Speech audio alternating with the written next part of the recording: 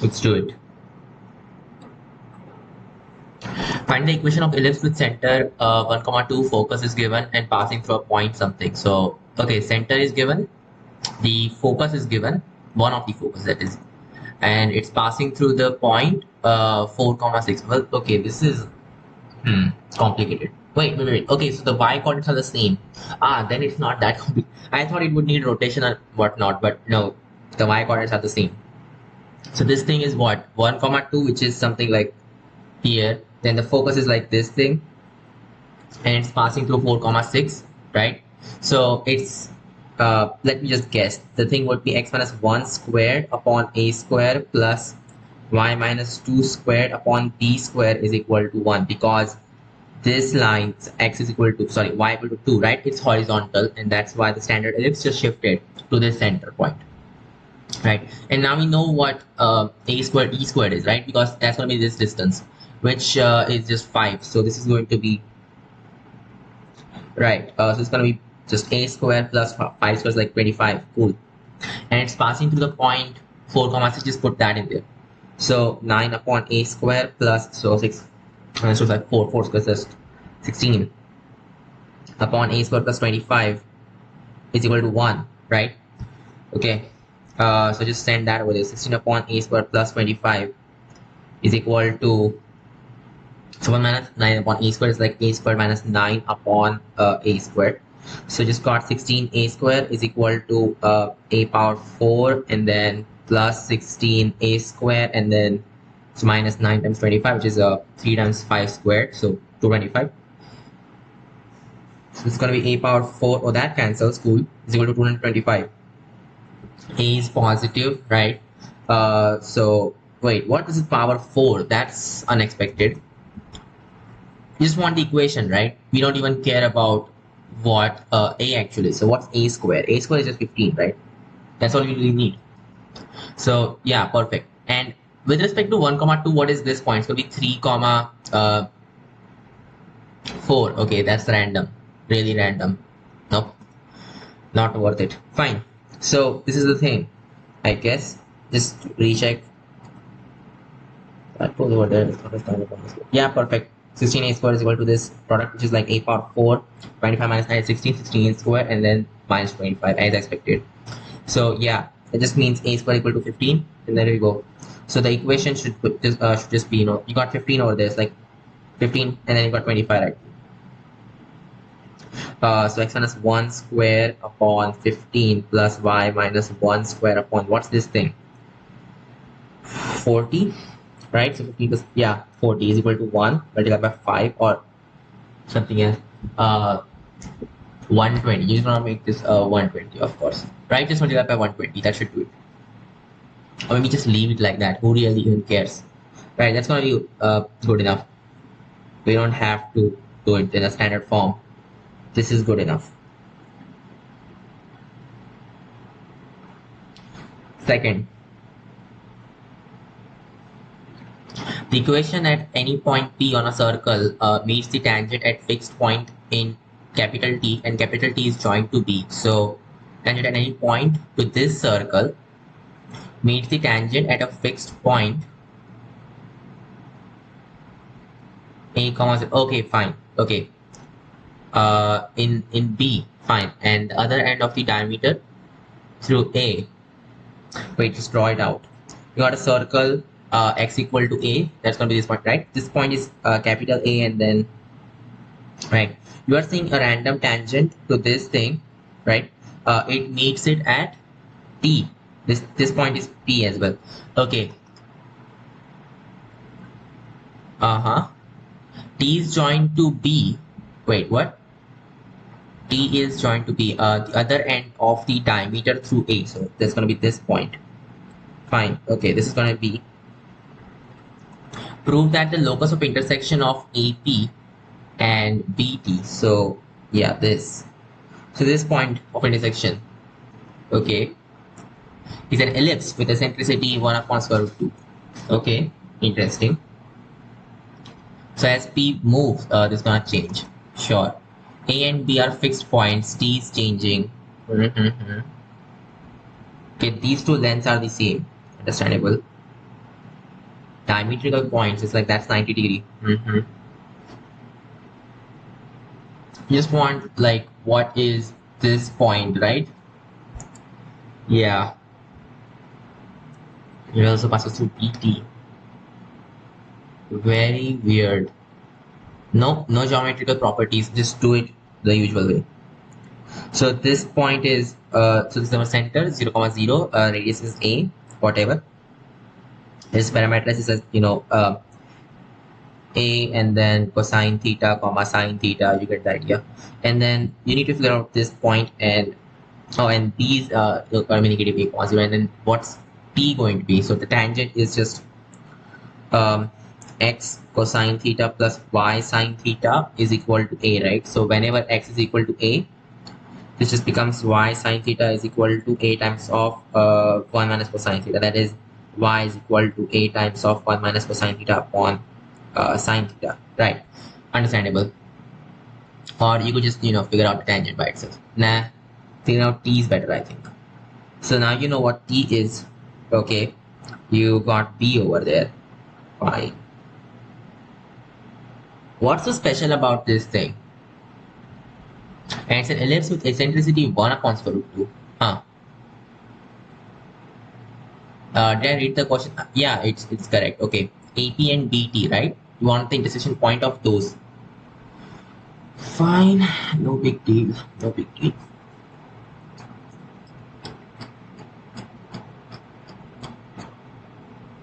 Right, just have to do it. There's no other way. Okay then. So you got P and A some, so it's between that, so it can be done as, I don't know, P plus M times A upon 1 plus M or something, and that's also just equal to so the linear combination of this guy, just call this like B plus N times T upon 1 plus N. Yeah, sure. Okay, that's understandable. I was looking for something different, but I guess this also works. No big deal, right? Okay, and now you figure out, like, okay, we don't know what M and N are. We just want the equation that this point must follow. I don't want to actually find the intersection point. That would be just too much, right? Yeah. In the end, it's like it's a two variable two equation system. I don't want to do that. Just want something that this point will follow. So it's gonna form, it's gonna follow this equation as well as that equation.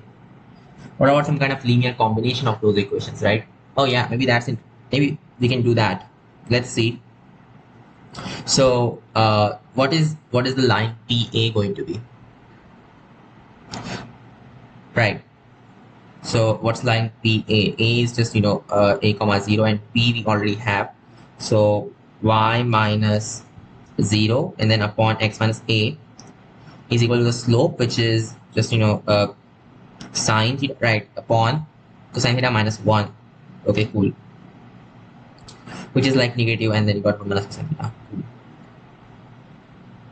So basically, wait, I think we can write it because over here as well you actually have 1 minus cosine theta, right? So we can write this as negative, so 2 sine theta cosine, yeah, theta upon 2 sine theta upon this, like 2 sines per theta upon 2. It's going to be cot of theta upon 2, negative cot of theta upon 2, huh? Okay, right. So y is equal to negative cot theta upon 2 times x minus a. And what's this line going to be? So t is, we already figured that out. So a comma a times this whole thing 1 minus sine, yeah, it's like tan of theta upon 2, isn't it? Okay, and this point is negative a comma 0. So slope, what's that? Oh yeah, first of all just do it like this, 0 over there, and then you got x plus a, that's equal to, the slope is just, so a tan theta upon 2, and then upon 2a, remember that. Yeah, I guess that should be the same. So a tan theta upon 2 and then upon 2a. So that's just going to be tan theta upon 2 upon 2 basically. Now what I'm thinking is send that over here first of all, and then you can just multiply this together, right? So y squared is equal to, so what I'm doing is that this point, this guy's xy both follow So those follow both of these equations. You can multiply this together and it would still be followed by that point, right? So y squared is equal to negative, because that cancels out the theta, so it's good for us. So and then you got minus x squared minus a squared and then upon 2, right? So 2y squared plus x squared is equal to a squared. That's the thing. Right. So it's like x squared upon 2 plus y squared upon 1 is equal to, or you might just do a squared. Nah. X squared upon a squared plus y squared upon a squared upon 2 is equal to 1. So what's the eccentricity? Like 1 as e squared is just equal to 1 upon 2. That just means eccentricity is equal to 1 also, as I expected. So there we go. That's the equation. Yeah. So we proved that.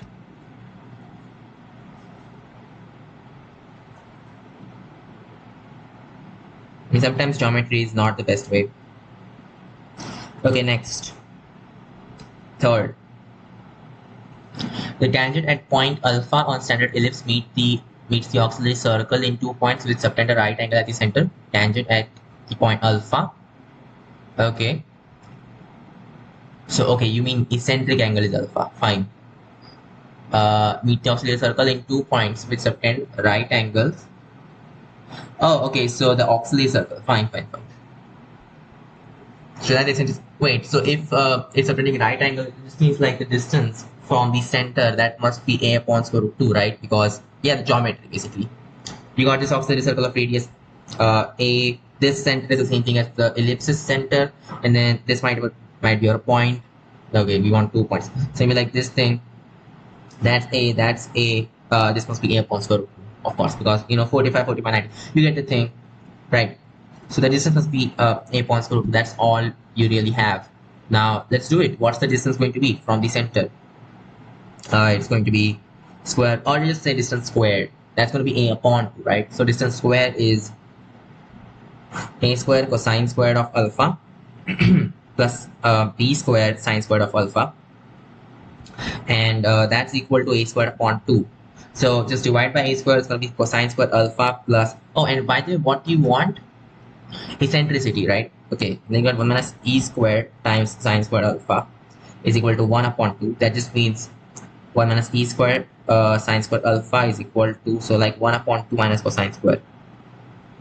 That goes over here. Yeah, okay. So you want to write this completely in sine square, it seems. Where did that go? Right. So completely in sine square, nothing else. So there we go. So take that 1 out, like plus 1 minus 1 is going to be negative 1 upon 2 plus sine squared, right? Upon sine squared, which is of course, negative 1 upon 2 sine squared, and that thing plus 1. That's 1 minus e squared, right? So, this is not what I thought it would be. Wait, how did that happen? It's got to be a squared upon 2, of course. That's the distance. Oh, sorry, it's not a distance. Oh, it's a distance to the tangent, not right. This, so a upon square root 2 is distance to the tangent, not to the point itself. Okay, that's why it's not going correctly. So the tangent is, of course, it's x cosine alpha upon a plus y sine alpha upon b is equal to 1. The distance of center from this thing, that's going to be cosine alpha, okay, 0, 0, right? It's like 1 upon square root of c squared upon a squared plus s squared upon b squared, and that's equal to a upon square root 2, right? Cool. Which just means a is equal to a squared upon 2, and then you got this thing c squared upon a squared plus s squared upon b squared, or whatever. That means c, it's like, okay, that 2 was over here. So 2 is equal to c squared plus a squared upon b squared times s squared. So 2 minus c squared is like 1 plus s squared is equal to a squared upon b squared times s squared. So it just means 1 plus s squared upon s squared is equal to a squared upon b squared. It just means s squared upon 1 plus s squared is equal to 1 minus e squared. So e squared is just equal to 1 minus of this whole thing, which would just be, this cancels like 1 upon 1 plus s squared. There we go. That's what we wanted to prove, right? That's it. Next question. Okay, third done. Fourth. An ellipse passing through the point and its principal axis is along the coordinate axis in order. In order, what does that mean? Oh, okay, so like x-axis is the major axis and y, fine. Okay, and it passes through these 2 points, huh? Find its okay, so it's along the right, not parallel, along. That just means x squared upon a squared plus y squared upon b squared equal to 1. That would be the equation, and it's passing through these two. So it's like a bunch of linear. Call 1 upon a square as capital A. So it's like 9a plus 1, and then b is equal to 1. And similarly, so just put 2 comma 2 right there. It's going to be 4a plus 4b is equal to 1. Just figure out what a and b is, and then you're done. Okay, great. Sorry. So what do we do? Just multiply by 4. It's going to be 36a plus 4b is equal to 4. Subtract, you get 32a is equal to 3. Wait, is that right? Yes, it is. It is correct. Yeah. Got to be correct. Or you can just divide by 4. You know, that's the other way of doing it. But in any case, let's get a is equal to 3 upon 32. And then to figure out b, oh, okay, maybe not just like that. You should just put that in one of these. It's like 4b is equal to 1 minus 4a, which is 3 upon, so 4 is like, okay, that's going to be 8. 5 upon 8, so b is just 5 upon 32.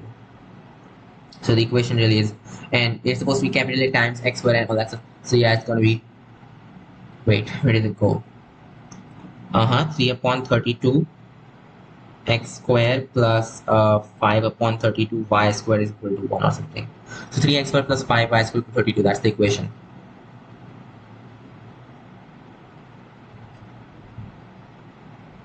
Okay, cool. Once again, just check this out. So 3 comma 1, put that in there. 3 times of what? 9 is like 27, and then plus 5. 27 plus 5 is 32. And similarly 2 comma 2, so 4 times of 3 plus 5 is like 4 times of 8. That works. Next question. If any two chords can be drawn through points on the major axis of an ellipse equidistant from the center, okay, two chords can be drawn through 2 points on the major axis of an ellipse. Ellipse major axis, okay, 2 points on it, I don't know, and then 2 chords, okay, maybe like this. That looks like a focus. Okay, whatever, 2 chords. Okay, on the major axis of the ellipse, equidistant from the center. Fine. So the points are equidistant, or are the chords equidistant? No, I think points are equidistant. Fine. So we just got 2 random chords through these equidistant points. Show that tan of alpha upon 2 setting angles of the extremities. Wait, what? Tan of alpha upon 2 and tan of beta upon 2 tan of gamma. Okay, but alpha, beta, gamma. Oh, so like these points, huh? Right. So these are the setting angles of the extremities of the chord, of course. So these are at the same distance. That's the only thing. Tan of alpha upon 2 tan of beta upon 2. These are equidistant, huh? Hey, why even work with the ellipse? Just deform it out. So the thing is the x values don't change, and these have 0 as the y value, so these still won't change. Just draw out the circle, right? And then yeah, okay, these are just random chords. We don't know what's happening to them, right? And then of course, like alpha and yeah, all these eccentric angles, they are the actual angles that these radius vectors make with this thing, right? So we have to show this thing, huh? Okay, interesting. It's like that's alpha 1, 2 and whatnot.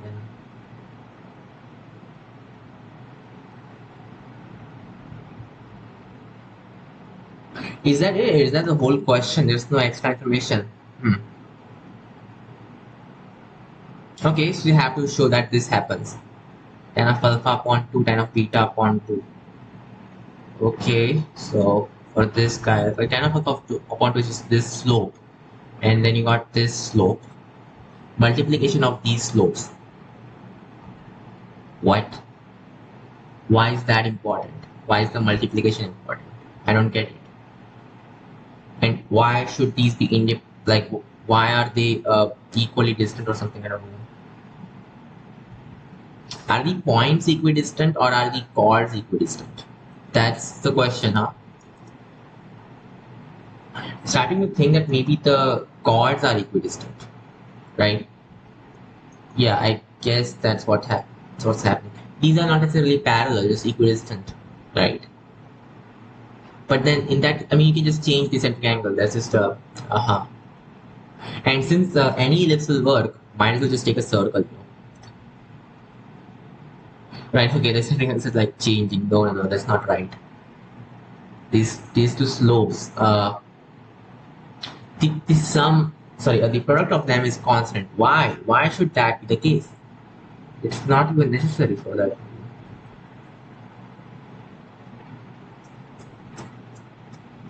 Come on, think about it. Why is that the case? Why is this happening?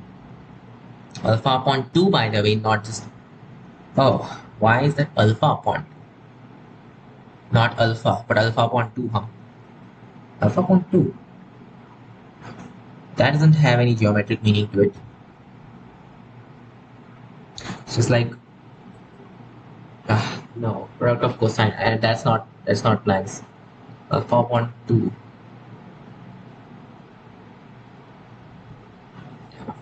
Just this. So it's not this slope, it's something else.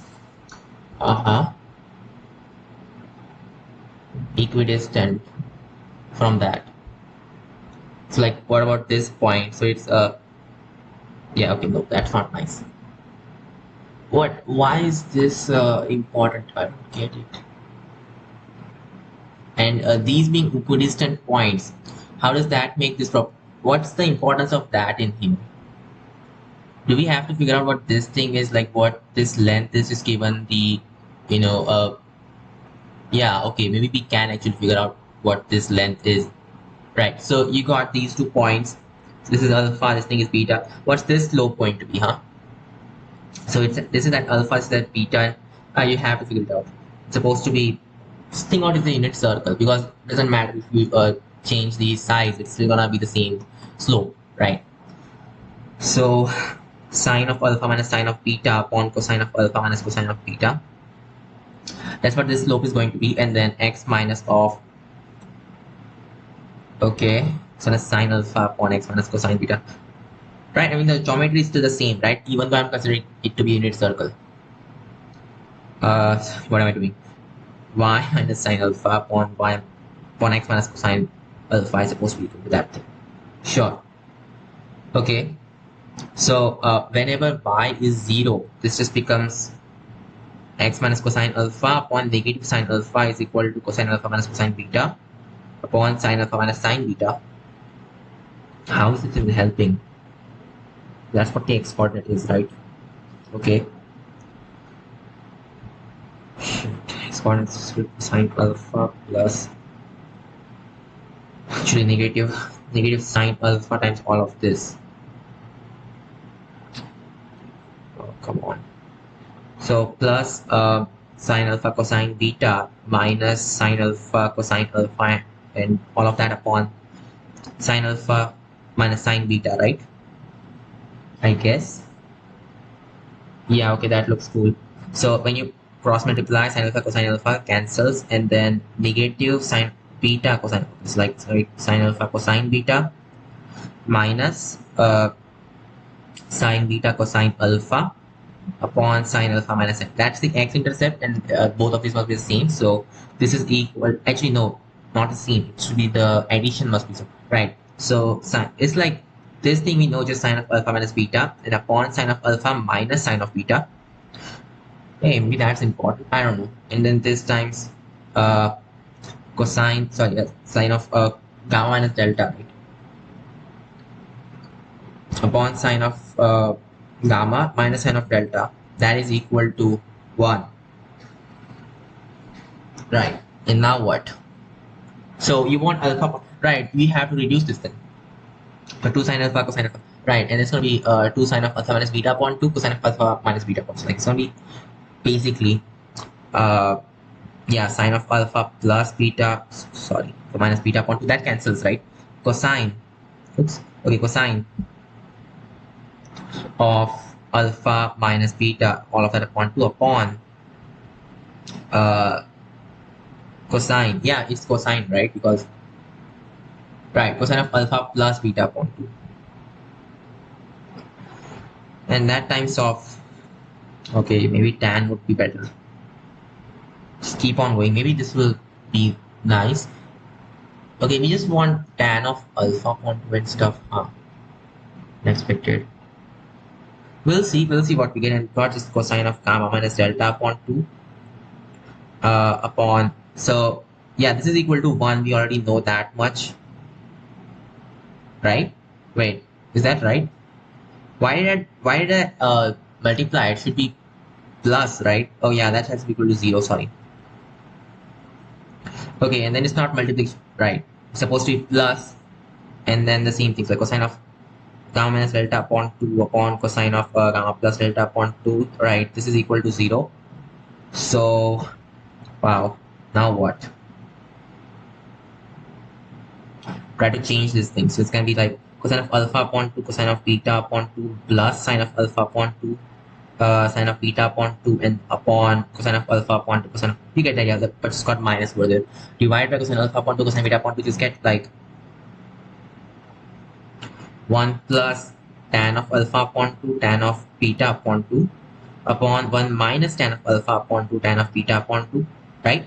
And then plus this stuff, right? That's equal to 0. Interesting. Now what? Now maybe it's minus 1 plus or something like that. Sure. It's gonna give us 2 upon, so what I do, just add 2 on both sides. Just write as summation. And just 2 terms, why even do that? So you will have 2 over here, and then this is gonna be 2 as well. So like yeah. Just add 1 on each of these terms, right? So you got this thing. And then divide by 2. So it's got 1 upon 1 minus tan of alpha upon 2, tan of beta upon 2, plus 1 upon 1 minus tan of gamma upon 2, tan of delta upon 2. All of that thing is equal to 1.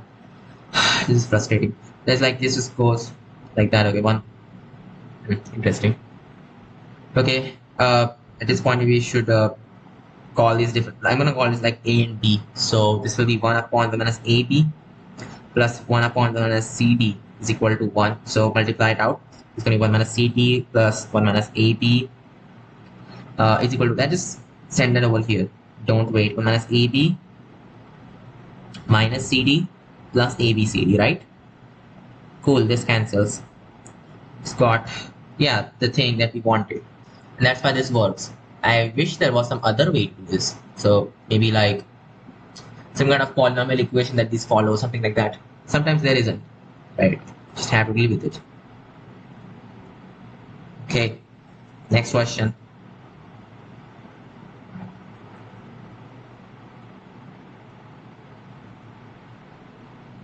Oh, and by the way, even though I did this just for unit circle, but using, so the thing is like eccentric angle, we only have to care about the auxiliary circle, so after the transformation, the auxiliary circle thing that you get, right? You just have to care about that because equidistant points and everything. Fine, you get the thing, right? Fifth, done. Sixth, if the normal set points PQ with the setting as alpha, beta, gamma on the ellipse are concurrent, show that this thing is equal to 0. Okay, so beta, gamma are ellipse are concurrent normals at that point. Interesting. So there's like some point h comma k that sits on normals of all of these, right? Let's see. Okay, let's try it out. So what's the normal? So just for alpha point, we can do the thing x upon it. That's on a reverse. So x a upon cosine alpha. It's called c. We don't really care about it. And then minus y b upon sine is equal to 1, right? Okay, just like ax. I'm just gonna call this ax times sine and then plus negative yc, yb, and then cosine is equal to sine cosine, right? Sure. For that particular point, which is the co-normal point, I'm just gonna call it h comma k just to signify that it's actually constant. Call this whole thing as, I don't know, capital M or something. So capital M times S, and then plus capital N, this thing is capital N, times C is equal to S. And this is a, SC, and this is gonna work for, well, actually, you know what? Scrap that. It's gonna 2, so 2 times of this, and then 2 SC, because, and then this is M and this is N, because this is gonna make this sine of 2 alpha. So I can write the same kind of equations for beta and gamma as well. Is equal to, yeah, just, wow. What is this? Why am I writing it down actually? And of course I'm writing it down because I want to show you something nice. But yeah, okay. And now what I will do is that I'll just rewrite it as a vector equation. So you got this vector, and then you got this vector. So m times of this vector plus n times of that vector gives us this vector. And now if you think about it really hard, what it actually represents is that this vector is a linear combination of these two vectors, right? Which means that this vector is coplanar with these two vectors, which means that the determinant of, so basically a box product of these three vectors must be 0 because they are coplanar. And that's exactly what we have over here. Look, as easy as that. Sometimes, yeah, you can get some nice solutions. So without even going through all the algebra, sometimes you cannot and you have to do this, but fine. Awesome, right? Okay, next. 7th. Prove that the equation to the circle having double contact with the ellipse x square upon a square plus y square upon b square equal to 1 at the ends of the system is this thing. Double contact with ellipse. What does that mean? Double contact. You mean like contact at 2 points? Wait. Equation of, oh, okay, circle contact. You mean it's touching. Okay, of course. It has double contact with this ellipse. It's at the ends of its rectum. It's like this, huh? Okay, so it's like centered at AE cube comma 0, right? So I guess we are talking about this circle, right? Yeah, sure. So these are the ends of, let us, rectum. Yeah. Okay, that's awesome. Now what do I do with it? Sorry. You can of course figure out where these normals are actually going to intersect, right? Yeah, I think so. Now once you know what that center is, it's really trivial to figure out what this circle is going to be. Yeah. So why the not? Because this normal is also normal to the circle if it touches at that point, because the tangent is perfect. You get the idea, right? Okay. So just do that, I guess. Yeah, just figure out this normal at that rectum point. Well, latest rectum point is, you know, AE comma 2b square upon a. Just put, so using that you can figure out what equal to 0 is. So x square upon a square is going to be AE times x upon a square. It's going to be EX upon a square plus, so y square upon b square, just put that right there. Yeah, so b square cancels, cool. 2 upon a. Oh, why is this a? It's supposed to be a single a, right? Okay, so 2 upon a and then y, of course. Yes, equal to 1. So that's this normal. Similarly, we'll have the other guys like EX upon a plus, sorry, minus 2y upon a is equal to 1. So from subtraction, you can see that y must be 0. And that just means, you know, what's x going to be? It's going to be a upon e. So this point is just, ooh, a upon e. Wait, what? Isn't that like, yeah, it's a directrix, but why is the directrix inside of it and not outside? Because I drew the tangent. These are the equations of a tangent, not the normal. Okay, this is wrong. So the actual equation will be like ax upon e minus a upon 2y is equal to some kind of constant, which now we know just a squared minus b squared, right? Because you know a, e, and 2 squared upon a squared actually put into this equation work, right? And then similarly for this guy, it's going to be ax upon e plus a upon 2y is equal to a squared minus b squared. And then once again for progression, you can see that y must be 0. But now you have x is equal to e upon a. This thing isn't it just a squared e squared, right? So that will cancel, just get ae cubed as the x value. So this point is just ae cubed comma 0. That's why it's centered around that thing. Cool. And then you just need to figure out what this one, right? So what's the equation of circle in that case? So you have this point and you have this point. It's got x minus, call this point as h. Sorry, okay, let's call this point as x naught, y naught. And this point is x1 comma y1. So this has to be equal to x minus x1, right? This is the equation of the circle. So y1 squared. And then subtractions get x1 minus x naught. Additions get 2x minus x naught minus x1. And then same thing. So y1 minus y naught, and then 2y minus y naught minus y1 equal to 0. So just use this for this equation. Right, so it's going to be x minus x naught is just ae cubed times, so 2x minus x naught is just ae cubed once again, and then x1 is minus ae, okay, and then y minus, okay, it's going to be 0, cool, and 2y minus y naught is just 0, and y1 is minus 2b squared upon a squared, so that's equal to 0, cool. Wait, it seems there's this linear y term. Why is that the case? Wait, there should not be a linear y term. Something went wrong.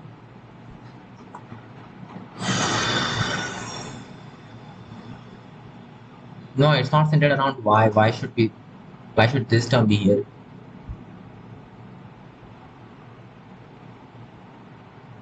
Yeah, that's very unnecessary. No, it's not right. Something went wrong. Yeah, something must have gone wrong. Wait, but what exactly went wrong? Subtraction. Oh, sorry, it's y1 minus y naught, not the opposite. Oh, okay. Wait, no. Okay, this is getting complicated. Okay, this equation is not supposed to be like this. It's supposed to be x minus x1 and then y minus y1, right? Because subtraction, right? So, yeah.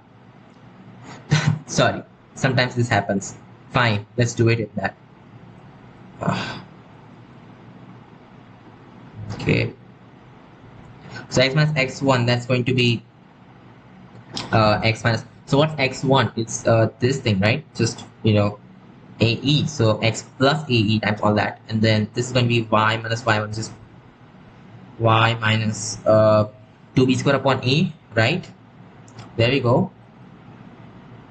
Wait, is that correct or not? Subtraction, so it's supposed to be just this thing, and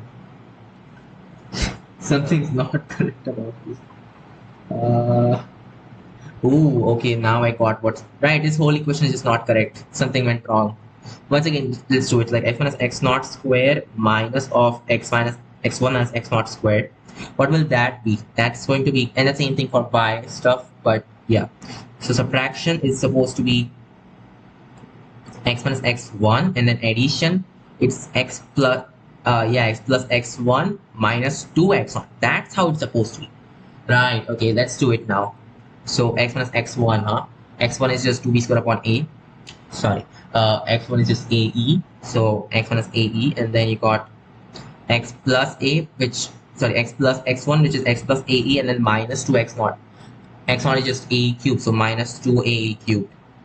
Similarly for y minus y1 is just just 1b squared upon a, not 2b squared. Shit, but I used 2b squared upon a. Uh-oh. It's supposed to be just 2. Not that it really changes anything, because it's still the same equation, right? I mean, you still get the same point, y equal to 0. So it doesn't really matter. But it's actually supposed to be b square upon a. Right, okay. Multiple mistakes in the same question. I'm doing bad right now. Okay, y minus y1. So minus b square upon a, not 2b square upon a. Okay, y plus y1, which is y plus b square upon a minus 2 times of 2 times of y0, which is 0 anyways. That's equal to 0, right? And that's why you don't get any linear terms. Fine. So there we go. X squared minus a squared e squared from the first two. Then this thing times that is supposed to be minus 2a cubed x, and then plus 2a squared e power 4, and then plus y squared minus b power 4 upon e squared. That's equal to 0. That's the equation. Okay, but b power, I can write this like a power 4 times 1 minus e squared squared. So this would just be, this whole thing is like a squared times 1 minus e squared squared. Sure. Just put that in there right away. So what things do you have? Just got x squared plus y squared. You got this other x terms like 2ae cubed x, and that's equal to, wait, where did that go? Yeah, that's the kind of form you want. So it's going to be a squared times 1 minus e squared squared, and then where there's no a squared, there's supposed to be an a squared right there. ae, no, okay, minus a times all of this, right? Oh, that's already covered here, that's why that's not going. And then you got this term and this term. So a squared, and then you got plus e squared, and then negative 2e power 4, I guess. Yes, that's going to be equal to a squared, and then 1 minus 2e squared is like, okay, minus e squared, and then plus e power 4 minus e power 4, which is, yes, that's exactly what we wanted. So there we go. That's the equation. Next question.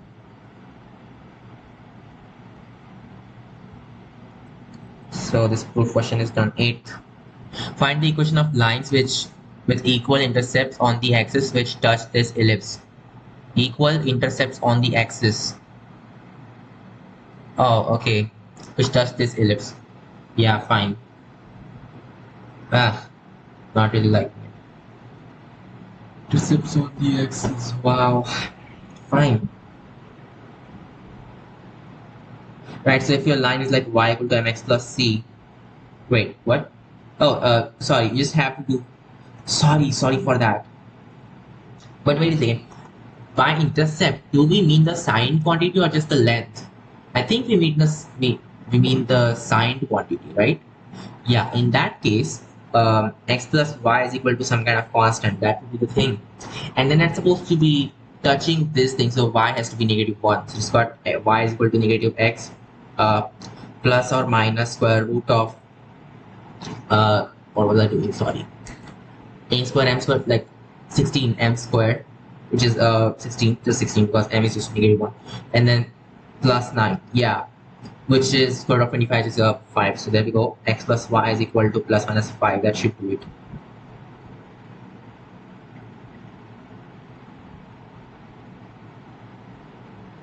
Next question. The tangent at P is to this ellipse is also tangent to the circle. Find theta. Find also the equation to the common tangent. Tangent at this point to this ellipse is also tangent to the circle x square plus y square minus 2x plus. Okay. Fine. You can just easily figure out the tangent. In fact, so square root of 16 upon square root of 11. Oh, okay. Yeah. Okay. Understandable. No big deal. Cool. Sorry, we don't want that, buddy. Right, that's okay. You just have to do it. So this circle is like x plus 1 square plus y square equal to 15 plus 1 is like 16, which is, yeah, of course, understandable. So it's centered around 1, 0, radius 4. Now, what's this tangent going to be? Right, gotta put this in there. It's like x squared upon 16, then I have something x upon 4 cosine theta plus y upon b, basically it's like y upon 16 upon square root of 11, and that times sine theta is equal to 1. Cool. Which is, so multiply by 16, right? So 4x cosine theta plus square root of 11 y sine theta is equal to 16, right? And then just want this point, and just say minus 16 equal to 0, that's better. And you want 1 comma 0, right? Put that in there. It's going to be 4c minus 16 upon square root of all of this. So 16c square plus 11s square, short. And this magnitude wise, this has to be equal to 4.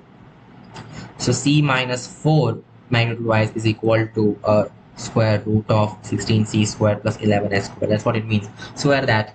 So c square minus 8c plus 16 is equal to 16c square plus 11s, which is just equal to 16 minus 5. Wait, no, I don't want it in terms of s. I want it in terms of c, right? So 11 plus 5c square should do it. That means 4c square and plus 8c and minus 5 is equal to 0, right? I think so. Okay, so 4 times 5 is 20. 20 can be written as 10 times 2, of course. Okay, 4c square plus 10c minus 2c minus 5 is equal to 0. So 2c plus 5 common, and then it's got 2c, right, from here, and then minus 1 is equal to 0. So this doesn't make any sense. It cannot be negative 5 upon 2. It's a cosine value. Cosine should be 1 upon 2. There we go. Find theta. Oh, it can be two different things then. Cosine equal to 1 upon 2 means theta can be. Did they give some kind of range for this thing? No. Okay, then it really is two values. So what gives us 1 upon 2? 60 degrees. Actually plus minus, right? So it's supposed to be 2n pi plus minus 60 degrees, which is 2n pi plus minus pi upon 3. That's theta for us.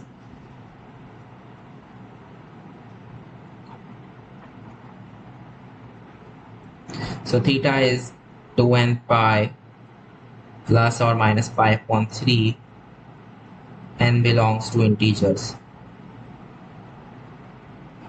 10th.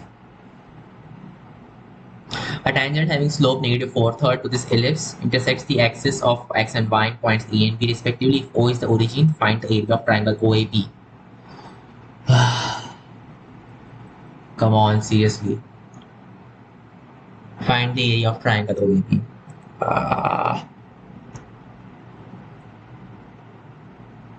Right, just figure out tangent and whatever. Let's do it. So y is equal to mx negative 4/3 x plus square root of a square m square is supposed to be 18 times m square. That was like 16 upon 9, and then plus b square is like plus 32. There we go. It should just be 2. 32 plus 32, 64. Square root of that is just 8. That's our tangent. Whenever y is 0, your x just becomes, oh, we've got two tangents, but yeah, I mean, okay, both of them are individual cases.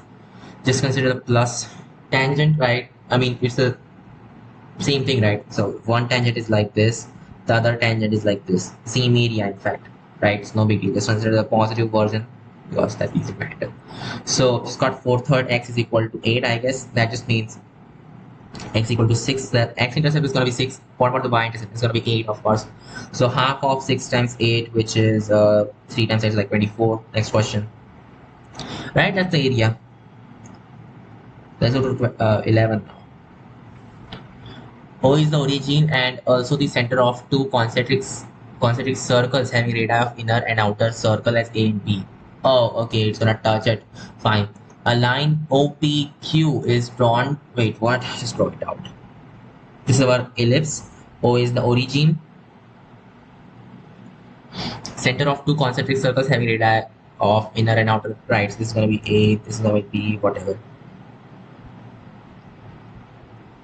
You might want, yeah, like why did they choose A and B specifically for this particular reason? Because, okay, copy paste.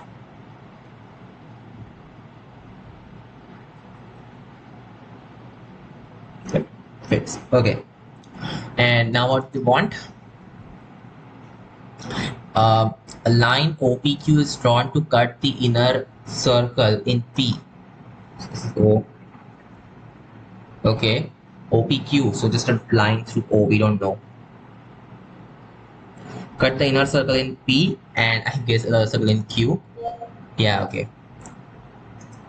Outer circle in Q as expected. So this would be Q. PR is drawn parallel to y-axis. Y-axis. Okay. What is R though? And QR is drawn parallel to x-axis. QR. Oh, okay. So wherever they intersect, that is, just extend this line. This is the point where they intersect.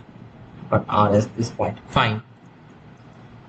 Okay. Prove that the locus of R is an ellipse touching the two circles. Yeah, mess up somewhere. QR is drawn parallel to. Huh? Something's not right about this. It goes in P and that goes in Q. And it's OPQ, yeah, in that particular sequence. Okay, parallel to, yeah, that's how it's going to be. QR is drawn parallel to the x-axis, fine. Prove that the locus of R is an ellipse touching the two circles. But no, R doesn't lie on that, as you can see. I mean, that's not lying on it. Yeah. What's the... No, it doesn't lie on it. That doesn't make any sense. It's drawn parallel to the y-axis and QR is drawn parallel to the x-axis. Yeah, that's not making any sense now. Fine, okay, this the inner circle that has radius b, so okay, this just has, you know, the chord p has the coordinates as, call this thing as theta, right? It's going to be b cosine theta, comma b sine theta, and then q just has a cosine theta, comma a sine theta. Now this has the same x coordinate as p, so oh, okay, this lies on the other circle, right, sorry, the other ellipse, like this, huh? Okay, that's better, like this, huh? Sure. Okay, it's, you get the thing. I mean, it doesn't look like that, but it's supposed to be on the ellipse. Fine, that's much better.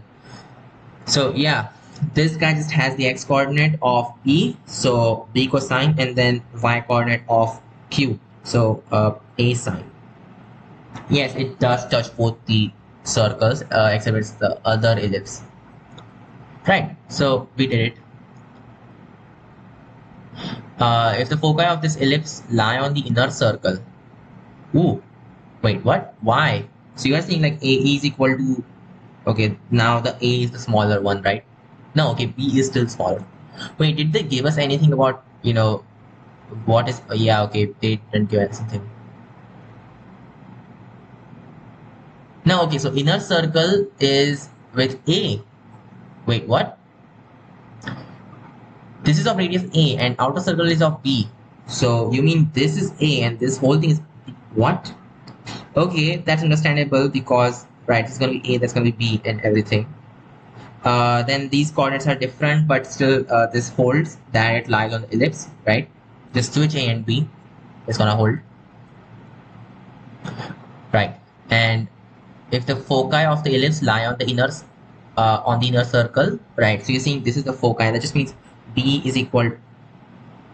B is the bigger quantity. So A is equal to B times E. Looks very weird. Yeah. Huh. Fine. And then what will this length be? It's gonna be equal to B, of course. So basically, like B squared is equal to, and then this thing is BE. So B squared E squared plus A squared. This, yeah, looks very weird. Okay, there we go. You just want what? Find the ratio of inner and outer ellipse and also the eccentricity. Okay. Sorry, inner is to outer radii. So you want B upon A and this inner is, sorry, you want A upon B. Fine. A upon B is just equal to eccentricity by itself. So, okay. How do I do that? Just, divide by B square. So 1 is equal to E square plus A square upon is like that's equal to E square. So E is just equal to 1 upon square root 2. Boom. That works. And then that just means A upon B is equal to E is equal to 1 upon square root 2. Cool. Next. Wealth. ABC is an isosceles triangle with its base BC twice its altitude. Okay. ABC base is twice. It doesn't look like that, but whatever.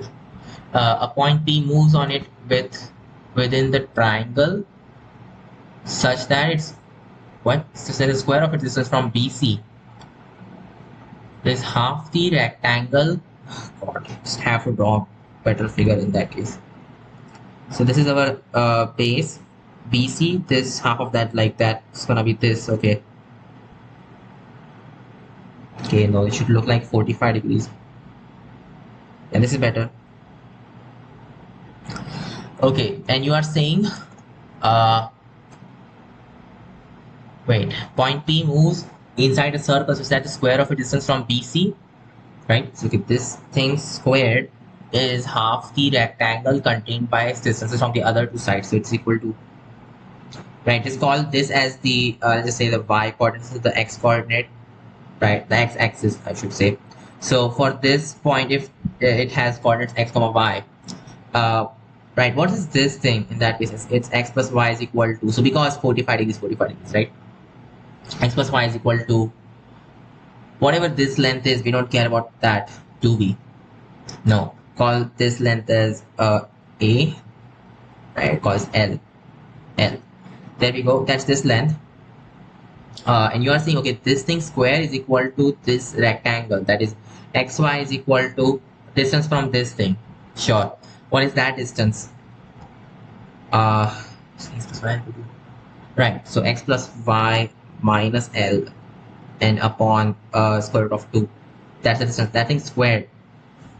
That's going to be equal to x square plus y square plus square minus 2lx minus 2ly plus L square. And then just put that 2 right there. It's like 2xy. Cool. X square plus y square minus 2xy minus 2lx minus 2ly. Yeah, okay, this is weird.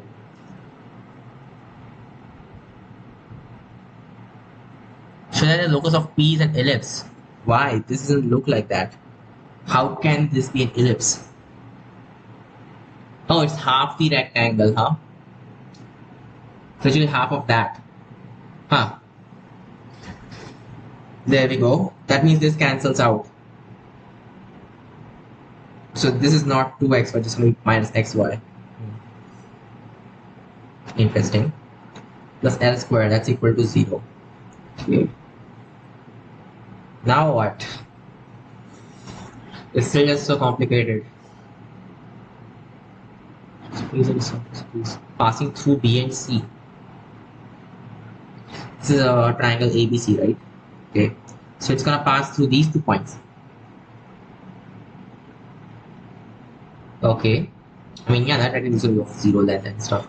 Makes sense. Okay, cool. Right. So whenever it's gonna go really near to it, the rectangle's area is just almost 0. So this has to be 0 as well. So fine, it should pass through B and C. Maybe this being the x-axis is better, I think, right? But then we have to do this yeah, product. I don't like that. Right, okay, this is very much rotated. We don't want it to be rotated. So no, set up a different coordinate system. So we'll just say, this is our x-axis, this thing was a y-axis. Call this thing as L. This will be x plus y equal to L, and this will be same stuff, but now x is different, minus x plus y. That's going to be y minus x is equal to L. Sure. And now, so this point is like x comma y, whatever this thing is. It's distance from these two, multiplied together, of course. And the magnitude, right? So Yeah, x plus y minus L and then x. It's gonna be x plus L minus y, I think. No, okay. Like y minus L minus x or something like that. Yeah. And then all of that upon square root 2 is like 2. There we go. And we want, of course, half of that, so 1/4 of that. Right. And that's equal to this thing squared. So that's equal to, and actually it should be mod of that. Right? And it's contained inside, so x plus y must be less than L. So that means x plus y minus L must be a positive, a negative quantity, and then this is also contained inside of that. So okay, negative 1 comma 1. That's a vector like this, going like that, right? That's gonna be 0. It's gonna be negative, negative, negative, 0, positive, right? That's also negative. So minus x plus y minus L is still negative, so multiplication is positive in any case, right? And that's equal to this thing squared. Okay, that's just equal to y squared basically. Okay, let's do it. So y minus L squared, sure. So y squared minus 2ly plus L squared, and then minus x squared is equal to 4y squared, which means 3y squared plus y squared. So x squared plus 3y squared minus 2ly is equal to L squared, which means x squared plus 3 times of y minus L upon 3 squared is equal to L squared plus, so 3 times of L squared upon 9, which is L squared upon 3. It's going to be 4/3 of L squared.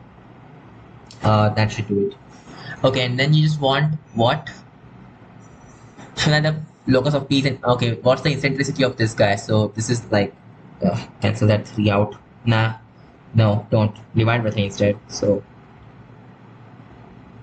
right, it's gonna come over here, but doesn't matter. Actually, why do that? It's supposed to be 1 right there.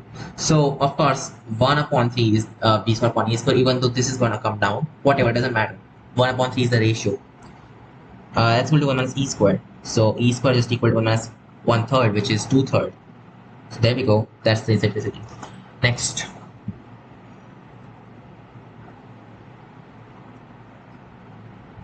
So 12 done. 13. Let D be the perpendicular distance from the center of the ellipsis x square upon a square. Okay, to the tangent drawn at E. Sorry, what? At a point P on the ellipse. Perpendicular. Oh, right. If F1, F2 are the two foci of ellipse, show that PF1 minus PF2 squared is equal to 4a squared. Okay. Minus. Hey, okay, we know how to do this thing. So PF1 plus PF2 squared, that's going to be 4a squared. But then minus 4 times of PF1 times PF2. But PF1 times PF2 is just, wait, okay, you want PF1. Oh, okay, so this thing. Huh. Right, PF1 times PF2. That's not nice. Not nice. The difference, huh? It's 4 times of PF1 and then PF2. Unfortunately, this thing is not just perpendicular. No, it's not. Okay.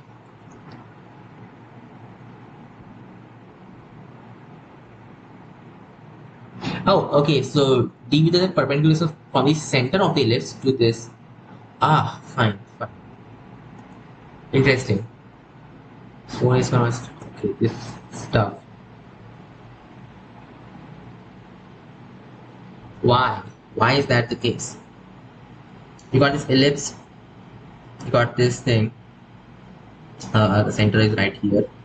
This is distance D. Okay. These two are the foci. I assume these are the foci, right? You just want at P, huh? At P. Okay, no, that's not nice. I guess the only way to do it is to actually solve the whole thing. Oh, I just hate it. I hate this. Figure out this distance. Just do it. Coordinate geometry. That's better. So this distance has to be, x plus a upon e, and then a upon e minus x. That's going to be, eccentricity times that. Like, okay, ex plus a, and then a minus ex, whatever. These are the distances pf1 and pf2. So the subtraction, that's going to be just 2ex, that thing square is supposed to be just 2e square x square, and you're saying that's equal to 4a square times, oh sorry, 4e square x square, that's equal to 4a square times all of this 1 minus b square upon d square. Seriously? That's interesting. So that's just for that particular point, right? X comma y. We don't know what. Yeah, sure. So call this thing x naught actually. So x naught y naught is the point, and what's this distance going to be? Well, we know like x naught upon a square plus y naught upon b square equal to 1. That's going to be the tangent. So from 0 comma 0 to this thing, the length is like 1 upon square root of yeah, okay, you can figure out what d square is in that case. Okay, it's 1 upon x naught squared upon a power 4 plus y naught squared upon b power 4. So 1 upon d square is going to be this thing, right? Exactly this thing. And that times b squared, that's supposed to be x naught squared times 1 minus e squared, and then plus y naught. Oh, it should be 4th power. No, that's 4th power, right? Upon a square, and then this is upon b square. Okay. And then this thing plus, no, okay, 1 minus of this thing. Forever. But what about this thing minus 1? Hey, wait a second. These one, look, this little part we can manage out. It's going to be 1 minus e square x naught square upon e square. So like 1 minus of this guy, that's going to be just e square x naught square upon e square. And that times of 4a square is going to be 4 e square x naught square. Exactly what we want. That's it. Okay, done. Coordinate bucket. Common tangents are drawn to the parabola and the ellipse, touching the parabola at A and B and the ellipse at C and D. Find the area of the quadrilateral. Common tangents around this parabola, two tangents or whatever. The ellipse touching the parabola at A and B and the ellipse at C and D. Find the area of the quadrilateral. Interesting. Okay, so this guy is a parameterized as like t square comma 2t. Tangent at that is like y is equal to x plus 8t square, and then you are saying that this is a tangent to this thing. It's just x square upon, so 40.3 is supposed to be 12. No, sorry, what am I doing? 40.3 is 1 and 16, of course. Okay, plus y square upon 6 is equal to 1, right? Okay, so the tangent for okay, might was just go for the slope or something like y equal to mx plus a upon m. A is just 1. What am I doing? 1 upon m, right? This guy will have the tangent as y equal to mx plus or minus square root of 16m square plus 6, right? This is the same. Just means like 1 upon m square is, yeah, 16m power 4 plus 6m square. That's plus 1 minus 1 equal to 0. Cool. So 10 and 6, no. 8 and 2, of course. So this is like 1 minus 6m square minus 16m power 4 is equal to 0, but then 16 is like minus 8 times 2. So 1 minus 8m square times 1 plus 2m square is equal to 0. This cannot be 0. M must be plus or minus 1 upon square root 2. Sorry, 2 square root 2. So t must be plus or minus 2 square root 2. Sure. Okay, now that we know that, we can easily figure out what these must be. So if t is 2 square root 2, then it's going to be 8 comma 4 square root 2. If it's square root 2, if it's negative, it's going to be 8 comma negative 4 square root 2. Cool. Okay, and you are saying this is tangent to that and whatnot. C and D, we also have to figure out. Wait, where did the question go? It's question number 14. Find the area of the what? No, I just don't want to do that. Area of the quadrilateral. Seriously, that is too much. So random. Want that area? I guess it's gonna be trapezium, of course. Still, you have to figure out C and D to do this. I hate this. I hate this now. Fine, at least you got the slope, right? So the thing is like x upon 4 cosine theta. Wait, did I do that correctly? So yeah, I did do that correctly. X upon 4 cosine theta, comma, sorry, plus y upon sort of 6. Yeah, sine theta is equal to that would be the tangent. So you just need to figure out what the slope would be. That's going to be negative cosine theta upon 4 upon sine theta upon square root 6, which is negative square root 6 upon 4, which is like 2 square root 2, right? So 2 square root 2 upon square root 3 cot theta, and that is equal to the slopes that we got, which is plus or minus of 2 square root 2, right? No, wait, slopes, sorry, 1 upon 2 square root 2, because, yeah, sure. Yes, that's not the thing. So what does that mean? Cot theta is just equal to plus or minus square root 3 upon 8. Wow, no idea what this means. Now what? With this thing, we cannot do anything, right? You won't know what the things are. Oh, just have to do this now. Why? I don't get it. Why is that supposed to be? Hey, you just got what m is, right? Just figure out the the tangent by itself. Hey, so I guess it's not that bad actually. Just looks very bad. So now that you got the slopes, yeah, just put that in there and then get the thing. So the tangent would be like y is equal to plus or minus, and then you got m, so 1 upon 2 square root 2 x, and then plus 1 upon s, like plus minus of, right, 1 upon 2 square root, which means x plus minus 2 square root 2 y plus 1 is equal to 0. That would be the thing, of course. And then we know that this is right. Of course, it must be right, right? Oh shit, it should be 2 square root 2 right here. Equal to 0. It's not equal to y. And then also over here, it's supposed to be 8.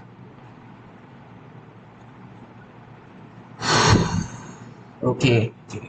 Maybe you can say like 1 upon 8x plus or minus 1 upon 2 square root 2 y is equal, and then equal to negative 1 or something. That's not nice. Negative 1 upon 8x plus or minus, I don't think minus plus, but whatever, 1 upon 2 square root 2 y is equal to 1. That's better. Now tangent to this ellipse, where did that go? 14. I wrote that down, didn't I? Yeah, okay, right, this is the ellipse. The tangent would be of the form x naught upon 16 plus y naught upon 6 is equal to 1. So just by comparison, now you can see that x naught upon 16 is just equal to negative 1 upon 8. So like x naught has to be negative 2. So negative 2, comma, and then this thing is just 6 upon 2 square root 2 is like 3 upon square root 2 plus minus of that, of course, plus minus of 3 upon square root 2. There we go, we got 10. So now let's do it. The length of the sides of the trapezium is like 3 square root 2, and the other guy, where did that go? Oh, it's going to be 8 square root 2. The distance, oh, and half of that, of course. The distance between them is so it's minus 2 right here. It's 8. It's supposed to be 10. Yeah. Hopefully it's correct. Most likely it's not, but whatever. It's supposed to be 5. Then it's going to be 11. So 55 square root 2. Right, there we go. 55 square root 2. Most likely it's incorrect, but yeah, it's good enough. I mean, it was a good try, right? Next. 15. If the normal at a point P on the ellipse of the semi-axis AB and center C cuts the major axis and minor axis at GG, show that A square times CG square. Yeah, I hate these things. Also prove that CG is equal to E square CN, where PN is the order of P. Wow. Normal at point P on the ellipse, semi-axis of A and B and center C. Fine. Cuts the major and minor axis at G and G. Okay.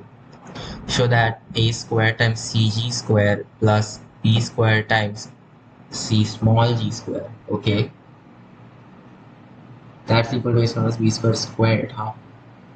What is the normal, by the way? The normal is like, okay, x and then you want a upon cosine theta minus y b upon sine theta is equal to a sine b squared, right? So the x-intercept would just be, c upon a. The y-intercept would be, so just the length of that would just be sine upon b times a is known as b squared, right? And we want this thing, so cg is like, that's gonna be capital C capital G, right? So this guy's squared and that of a squared. Okay, that's gonna be cosine square times, yeah, okay, that's obvious now. That's obvious, you can see it, right? Also prove that cg, so this thing is equal to e square times cn, where pn is the ordinate of p. So cn would be the, wait, what? Okay, n is like, fine, so n is wherever the, okay, understandable. So n is just, congruent to AC comma 0, I think, yeah. So this distance is gonna be AC, sure. Yeah, that's right, because it's gonna be a squared e squared, so this cancels AC times e squared. So that's correct. This was much faster than what I expected. Right. Next. 16th. Prove that the length of the focal chord of the ellipse, this ellipse, which is inclined to the major axis at angle theta, is this thing. You got an ellipse, length of focal chord of this ellipse, inclined to the major axis at an angle theta. Wait a second. Now, this is the point where I think it's valid to use that other parameterization I always use, right? I know most of the times it's not good. Maybe in this case it is good, because what that actually tells us, like this parameterization e power I theta and then a upon the minus e cosine theta, whatever. What this actually tells us is that the radius is just this thing, where a is of course the distance and then that's e, like with a times 1 minus e squared, right? Or you can say it's like square root of, okay, just leave it like that. Yeah, sure. Wait, a times 1 minus e squared, isn't that just b squared upon a? Of course. Oh, so a is like the half length of the intersector or something. I never realized that, huh? I have been calling it a times 1 minus e squared for decades. Anyway, we can use this thing to figure out, the radii, and that's it. You're done at that point. Theta is of course the inclination with the x-axis, right? Actually not. I mean, it's the inclination with the axis that is going from the directrix to the focus. So in this particular case, phi minus theta would be inclination. So what you would want is 1 plus e cosine theta, right? Understandable. So, right, so we just want the length, right? So then a upon, of course, just want two of these points. Oh, and the other guy has what angle? It's making angle pi plus theta. So now we 1 minus e. Yeah, then be like that in any case. Just 1 upon 1 plus ec and then plus a, so a upon the minus ec. That's gonna be the thing. Which of course just means like 2a upon 1 minus e square c square. That's the thing. And then a is like a times of 1 minus e square. So it's just 2a times minus e squared upon the minus e squared c squared. There we go. And now of course you can write this thing as, a 2b squared upon a, and then a comes down or something. Sure, 2b squared upon a. Yeah, and then okay, you might as well just multiply divided by a, so that you can make a square come down. So then just got a square minus a squared e squared times c squared. But then a squared e squared is just a squared minus b squared, and that times of c squared. So it's gonna be 2ab squared upon, so a squared minus a squared c squared is gonna be a squared sine squared. And now this is just minus, like plus b squared c squared. There we go. That's the thing. That's gonna be this. Yeah, okay, nice. And of course you can do the other way, but that is with the usual, x plus a, sorry, no, a upon e minus x stuff, right? Yeah, and then using, doesn't matter, in the end it's just that. Okay, so this is done. Next, 17th. The problem is that with that kind of thing, you actually have to figure out like what is the eccentric angle and what the x coordinate is, what the y coordinates is, yeah, what those coordinates actually are, and then you will have to, yeah, and then you'll get this thing, right? Or, oh, there's another way. There's yet another way. You can just parameterize the point as, focal point plus the unit vector along the line, and that has some kind of, some scalar, and then just figure out R1 plus R2 value, or R1 minus R2 value. Yeah, that's better. Right, R1 minus R2 is what you will look for. Understandable. Okay, next question. 17. The tangent at a point P on the ellipse intersects the major axis in T and N. Sorry, and N is the foot of perpendicular from P to the same axis. Okay, fine. So that the circle on NT as diameter, NT as diameter, wow, not nice. Intersects the auxiliary circle orthogonally. Okay, let's see what we have. Got a tangent like that. Okay.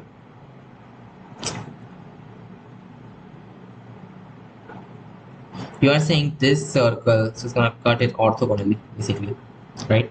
It's not a circle, we want a circle. Okay, that's not nice. No geometric way of doing it, is there? No geometric way. It just cuts it orthogonally, that's all you're saying. I hate this. Oh, it cuts the auxiliary circle, sorry. Yeah, okay, this is even more complicated because now you have to draw that. Let's not draw, I'll just figure out what T and N actually are, and we'll be good to go, most likely. So once again, what's normal? It's gonna be x a upon cosine minus y b upon sine is equal to 1. Whenever y is 0, just get cosine upon a as the thing. Yeah, sure. So cosine upon a comma, wait, is that, no, it's supposed to be a square minus b squared. What am I doing? Which is like a square e squared, makes sense. So yeah, aec comma 0, that is our point t, and n is of course just ae comma 0. And what we are saying is this circle passing through these as diametrical points is orthogonal to the circle x square plus y square is equal to a square, right? Centered at 0 comma 0, radius is a. This guy has radius of, well, we don't know right now. We do know, it's just ae times 1 minus c upon 2, right? So we really just want like d1 square, sorry, d square is equal to r1 square plus r2 square, but that just means like this guy's, so the 0 comma 0 even, yeah, okay, that's gonna work. So let's just say 0 comma 0 is what we use, right? So r1, so d square minus r1 square is equal to r2 square. No, okay, d minus r2 square, sorry. So r1 is just a, right? So r1 1 refers to the first circle, auxiliary circle, and 2 refers to this circle that we'll have to find out yet. So d square minus r2 square, isn't that just the power of point of 0 comma 0 with respect to this circle? Isn't that right? Yeah. So this is going to be d. So there we go. The circle's equation is going to be x minus of ae times x minus of, why are we even doing this? Just figure out power of point like that. Yeah, it's going to be ae and then aec, multiplication of that, because it cuts the circle at 2 points which are at these distances away from the point 0 comma 0, right? Yeah, okay, just a square, e square, c square, that's going to be the thing. That's, sorry, c square, no, not c square, just c. That's the power of point, and that's equal to r1 square, you say. And that's equal to a. No, it's not. It's not. How did this happen? Oh, sorry, the tank. Wait. Where did that question go? Tangent. Sorry for that. C upon A. And then it's supposed to be 1, and then sine upon B plus. You get it, just like A upon C would be the thing instead. I do the normal. That's not what we want. So now the multiplication is going to be Still just bad. Oh, it's a times cosine. What am I doing? Am I dreaming or what? Okay, then the multiplication is gonna be a squared, which is yes. So this thing squared. Okay, makes sense. Move on. This took too much time than what it should have. Okay, 17th done. 18th. The tangent from x1 y1 to the ellipse intersect at right angles. Okay, tangents from some point to this ellipse intersect at right on the director circle basically, right? So that the normals at point of contact meet at the line y upon y1 is equal to x upon x1. Kill somebody like that. Okay, marbles.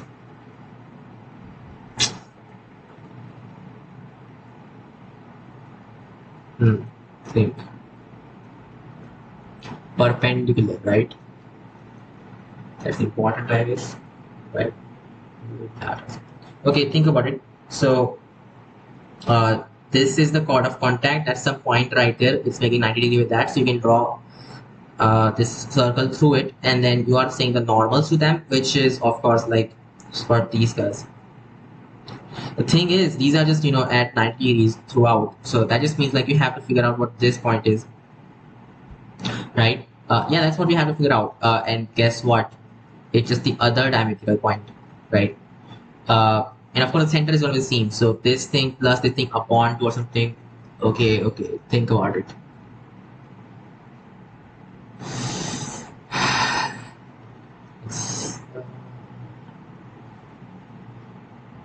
I get it that this is how it's supposed to be. It's lying on the director circle and whatnot. But then find this point. For that, you actually have to know these 2 points. Otherwise, this is not gonna work, is it? Right?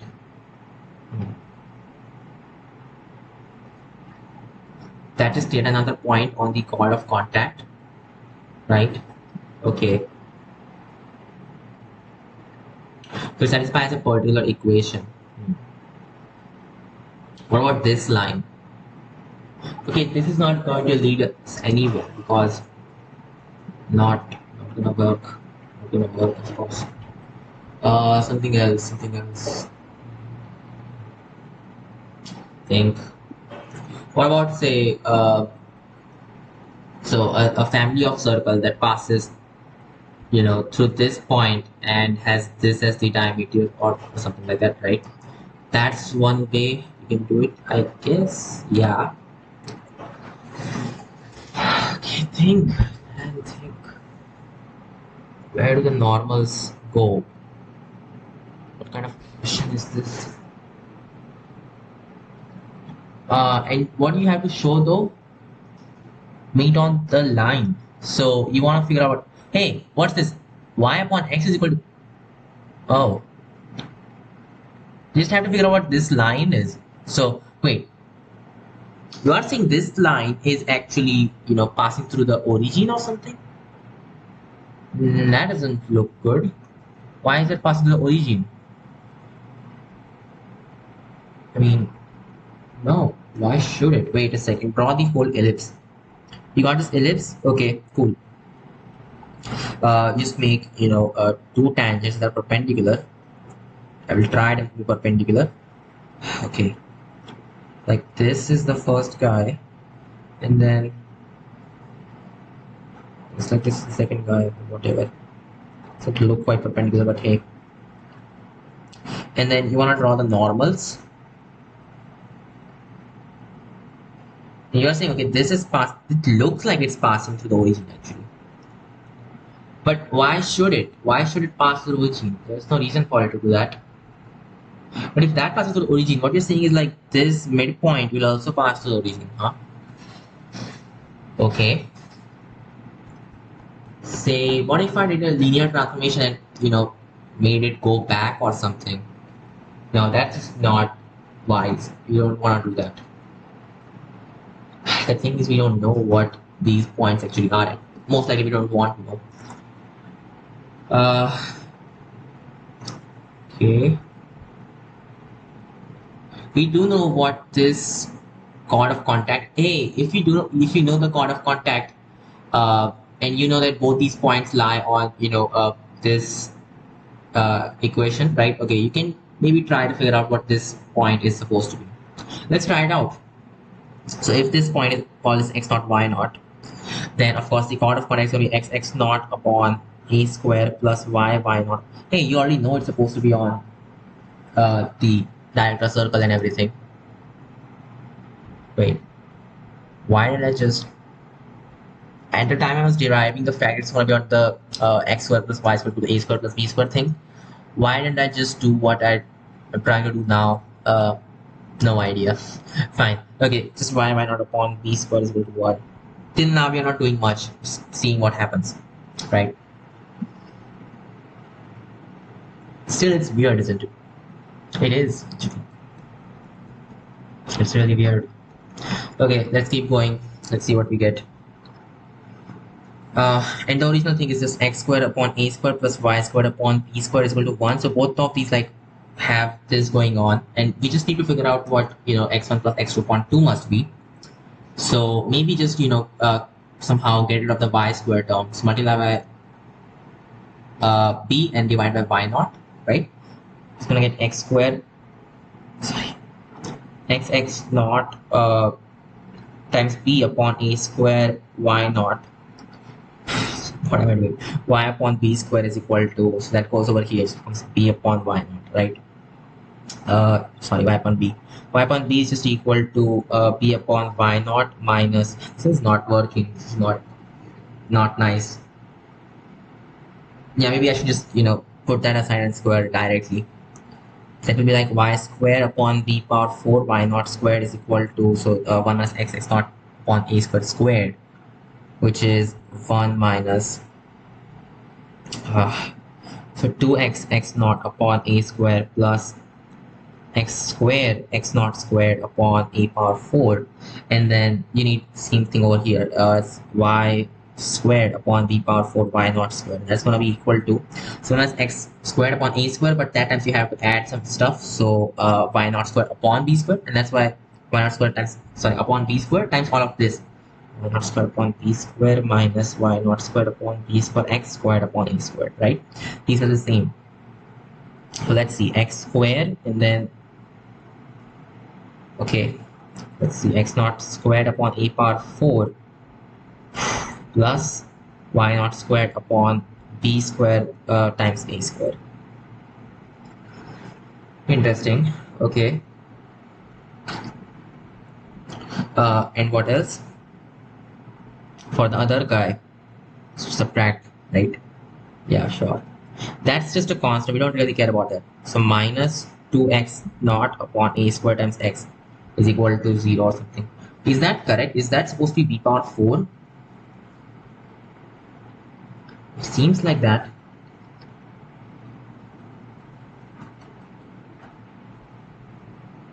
So the midpoint, sorry, wait, okay, those 2 points follow this. Then the midpoint is, of course, just x naught upon a square upon x naught upon a square, so it's squared upon a squared, plus y naught squared upon b squared a squared, a power 4, sorry.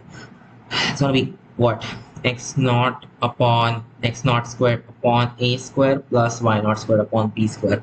Thing is, x naught squared plus y naught, right? Okay, these two don't sit on the ellipse. That's the problematic thing. But anyway, you got the fact that this must be, the midpoint, the midpoint's x coordinate, that is, right? And now you just need to figure out what the y coordinate is, and then yeah, then we'll have a thing. And of course it sits on this line, so you can just put that in there, I guess. Y naught upon b square, in that case will just be 1 minus of x naught upon a square. So this time, shit, what's happening? Okay, don't die. So x naught upon a square, right? Yeah. And x is just this guy, so that times of x naught upon a square. That's what we're looking for. Okay. Wow.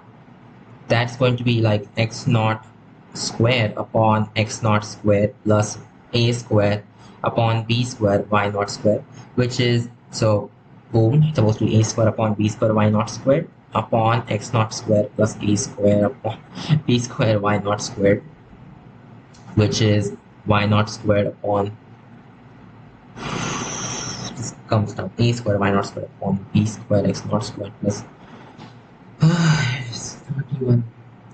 Okay, that's the thing finally.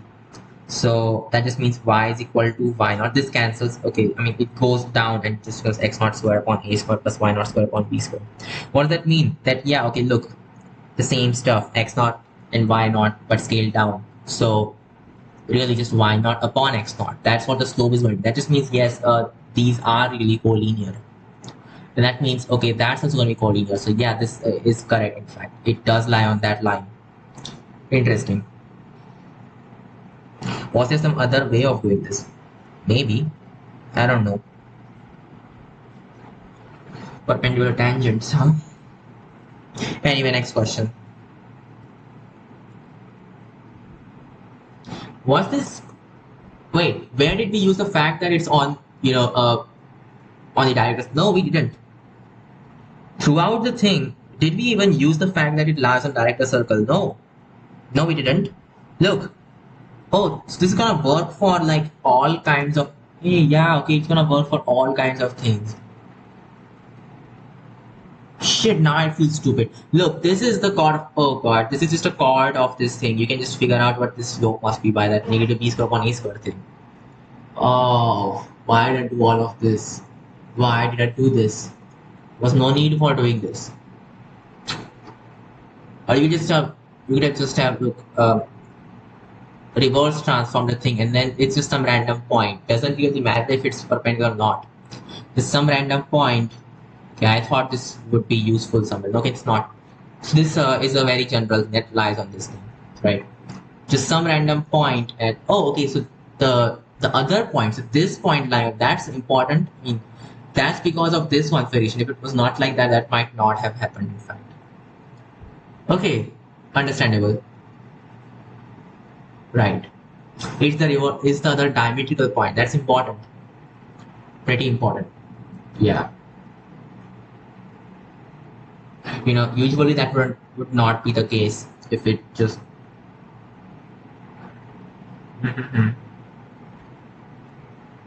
Or would it be? So what if these are not perpendicular? What does that mean? I mean, it's still a diametrical point, right? Yeah, but this is now not a diametrical... It's not a diameter anymore. Yeah, essentially. Okay. Okay, understandable. That's still a diametrical point though. Does the midpoint... Sorry, does the midpoint still lie on this thing? No, no idea. Okay. Normals to that. Whatever, just move on. Next question. Maybe this is important for it to be perpendicular, only then you can say this thing. But okay, this midpoint stuff, that was very obvious. Why did I even do this? I just use, the fact that you know how to figure out these slopes. I mean, yeah, the relation between these slopes. Okay, next. 19th. 18th is done. So 19th. Find the locus of point. Find the locus of the point, the chord of contact of the tangent drawn from which to the ellipse touches this. Oh, this is not hard. It's doable, right? So x naught upon, yeah, whatever. In the end, gonna be having 1 over here or something. So 1 upon square root of x naught squared upon a power 4 plus y naught squared upon b power 4. This thing must be just equal to c, right? Yeah, I should do it.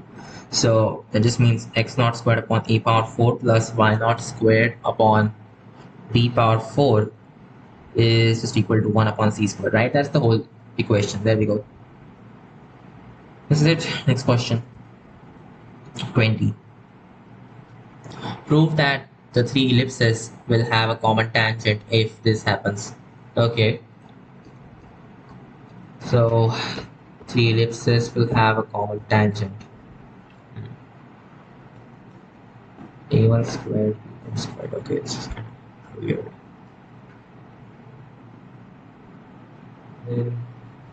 Okay, this is like just standard ellipses, kind of like that. So y is equal to mx plus or minus square root of ai squared m squared plus bi squared. That's a thing, right? So if a tangent is so like these have the same tangent, right? That's what you want, right? So what must happen is that uh, shit, what was I doing? Oh yeah, okay. A1 squared and so let's just talk about these points. AI squared comma bi squared. These points are just the solution to the equations x squared, x times m squared plus. No, okay, don't do that. It's more like this. Instead of doing all of this, you just do m squared times this vector a1 square a2 square a3 square plus, right? Okay, all of these have to be same. So I don't know, maybe it's equal, like all of these are just the same. Maybe some kind of some other thing, call this n, right? So it's got n, which is like basically n times of 1 1 1 something like that. Then you got what, b1 squared b2 squared b3 squared. So look, this is also saying that these three vectors are just coplanar because some linear combination of them gives 0 basically, right? So minus n and 0, right? What does that mean? Of course this measurement has to be 0. That's all it means. There we go. That's it. That's the whole thing. Next question.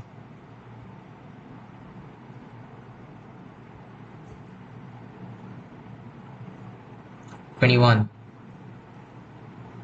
Exercise 2. Oh, okay. So now exercise 1 is done. Huh? Fine then. Let's see you at the next video. Wait, I should first of all check the questions, right? Yeah.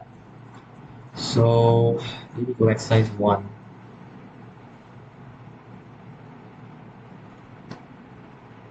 Yeah, and simplify this. I don't know. Just simplify this yourself.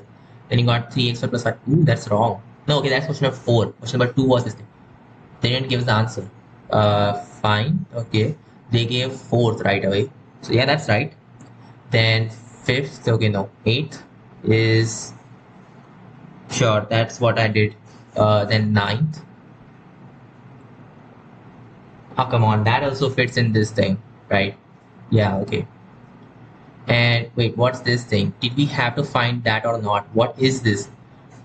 I don't remember what that was. Okay, but this much is correct, right? So yeah, 10th, 24, cool.